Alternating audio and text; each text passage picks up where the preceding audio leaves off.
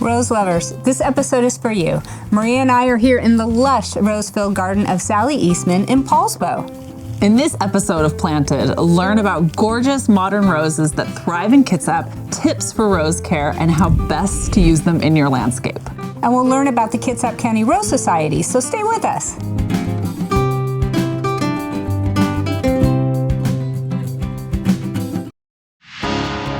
Roses have a reputation as diseased or difficult to grow. This is generally true of the older hybrid teas, which can present challenges to growing roses in our mild Pacific Northwest climate. Modern roses to the rescue. Sally and I are going to show how hybrids developed in the last 20 years are highly improved, how to choose an easy to care for rose, and even learn about the Kitsap County Rose Society while enjoying this lovely garden today. Sally, yes? You tell us, from picking your 275 roses, how do you select a rose? Maria, I do my homework in the spring. Nurseries start publishing their rose lists, and I start looking for things like color, shape, size, and fragrance for where I'm going to use a rose in my garden.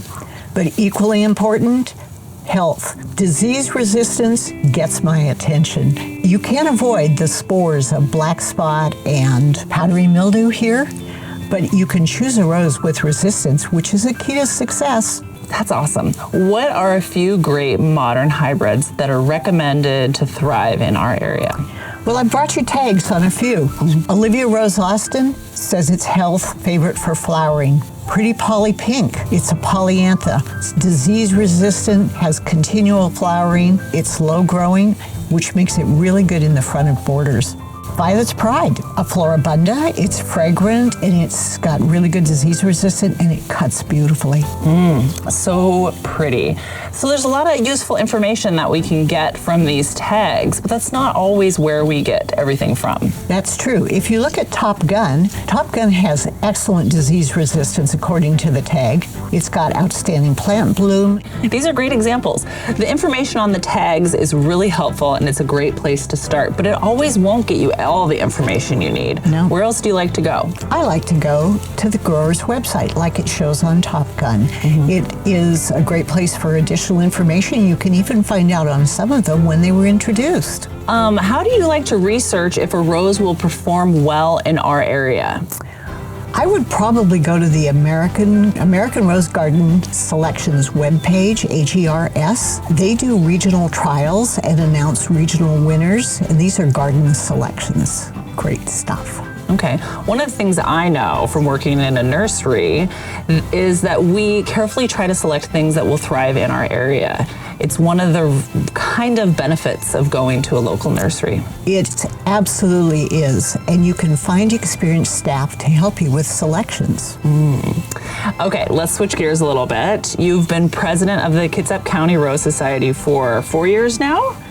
And why do you like to recommend it to new and experienced gardeners? The Rose Society has experienced rosarians who will share their knowledge. They have great speakers, they have hands-on clinics, and everyone who's experienced will give you solid rose recommendations. And I've made some really good friends there. You really have, and I'm even one of them. I love all the information you've given us today to help understand what modern roses are and how to help choose them. It's a lot of great information, and then that way we have more time to smell the roses, as they say. Well, it's true, but you need to know that there's more things like the American Rose Society Handbook, which is a great resource along with the resources that are on our screen. Definitely. Until our next episode of Planted, remember, the more you grow, the more you know.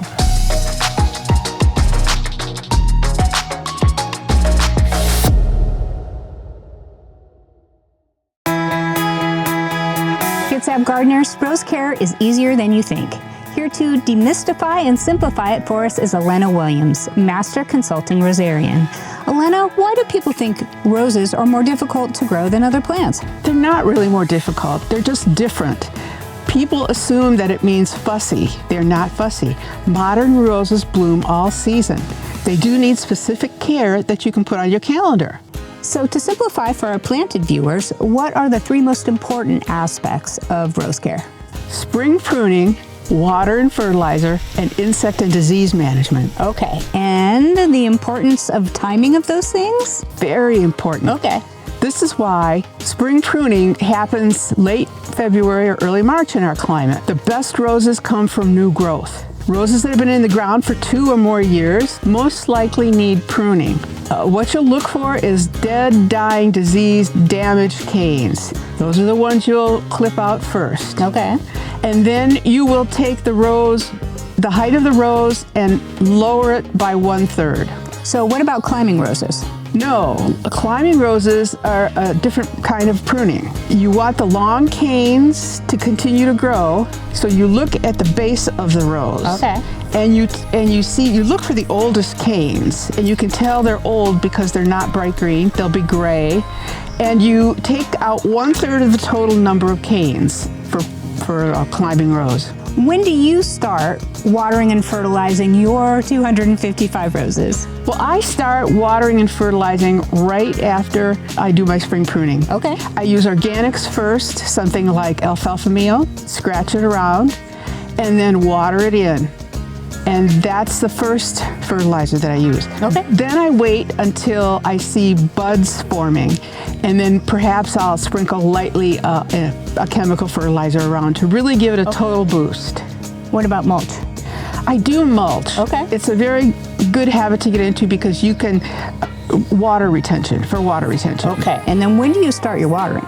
Early June, because that's when we're going to have the beginning of our summer drought here in Bremerton. When it comes to insect and disease management, how do you approach it? Identifying the problem is the first thing to do, and then water washing for aphids and spittlebugs. If it's a disease, I like to make sure I understand, the common fungal diseases we get in our climate. We have a really good book by Dr. Ritchie. It's called The Rose Doctor. It's one that'll help you identify what's going wrong. Before you go out and treat your roses, you need to identify what the problem is. Right. And I think where you situate them in the garden helps with prevention too. Right. If you know the disease resistance of a rose and you plant it in sun with good air circulation, you can prevent a lot of issues. And then I understand some pruning can help with disease management as well.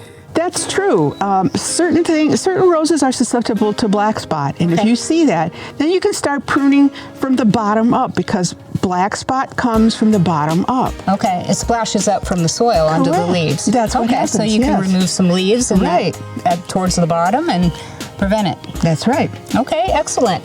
You must have fielded a million questions about rose care.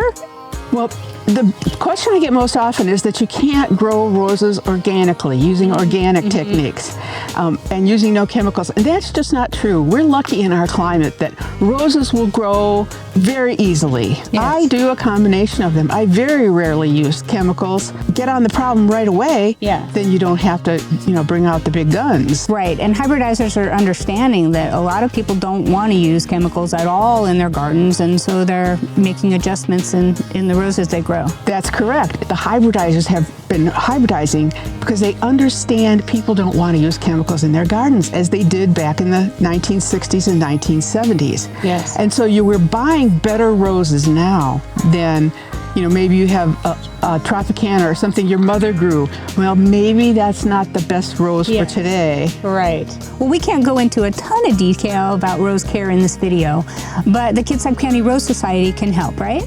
Yes, the Kitsap County Rose Society is an educational organization. We're affiliated with the American Rose Society. We do pruning clinics. We visit people's gardens. We teach people how to sharpen pruning tools. We have good programs at every meeting that have to do with rose horticulture. Well, we have rose resources to share, but I want to know your absolute favorite, and you already mentioned it. I did. The Rose Doctor by Dr. Gary Ritchie. He's from Olympia, and he has beautiful photographs and explanations to help you diagnose any insect or disease from our area or across the country. Thank you for making rose care approachable for us. You're welcome. I just love when I can help gardeners grow better roses and be able to enjoy their beauty with less work. Yes, beauty with less work. That's our gardening goal. Until our next episode of Planted, remember, the more you grow, the more you know.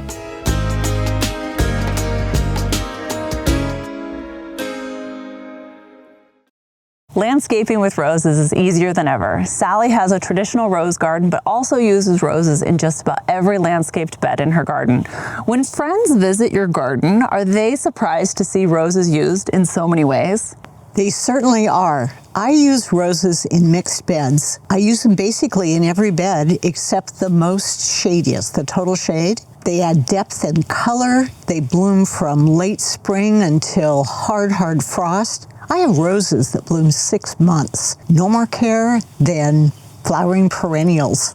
You have such a large property with beautiful full sun exposure and a traditional rose garden. Can you describe it for us today?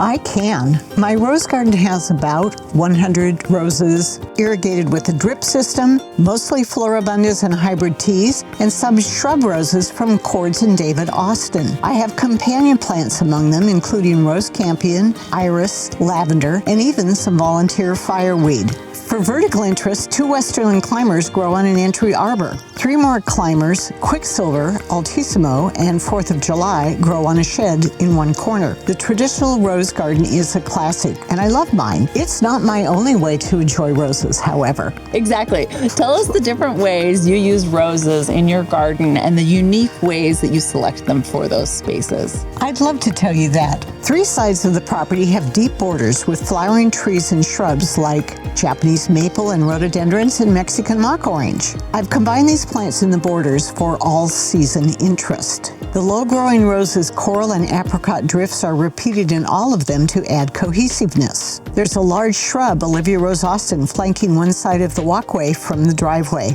And China Doll Polyantha is planted under a deciduous magnolia, along with hardy geranium. There's a garden that houses the wellhead, bordered by the driveway and the sidewalk to the front door. It has flowering currant and maples. The roses here are the floribundas Julia Child and Hannah Gordon. A long bed on the south side of the property includes everything from large rhododendrons to peonies, hardy fuchsias. There are polyanthas, floribundas, and shrub roses, and in this bed they provide a variety of heights and guarantee color from late spring to late fall. So let's take a look at the roses that you're using in your partial shade garden. This area is home to a large pink chestnut tree which casts shade onto Oscar Peterson and Top Gun. So from personal experience, David Austin roses can thrive well in a shady garden. But I also hear that you have a favorite rose or 2, but we don't want to speak too loudly. We don't want the roses to get jealous. You know, it's true, Mary, I do. Probably my favorite would have to be South Africa. It's a grandiflora, golden yellow, recommended by every consulting rosarian I know. It's disease resistant and blooms prolifically. It's planted as a transition from the rose garden out to the north bed. However, we can't forget about Violet's Pride. I love it so much. I have 6 of them. In our last chat, we talked about roses being high maintenance. What's the story with drift roses? Maria, polyanthas and drifts are the workhorses in my garden. They fill space with continuous color, minimum maintenance. They mix well with everybody and self-cleaning. And that means no deadheading. Sally's stunning garden exemplifies a visionary approach of wonderment and delight, all the while incorporating roses into the landscape. Thank you, Sally, for sharing your gardening insights with us today. And thank you, Maria. You know, many of those roses were recommended by the Kitsap County Rose Society members. I sure hope people check it out. Until our next episode of Planted, remember, the more you grow, the more you know.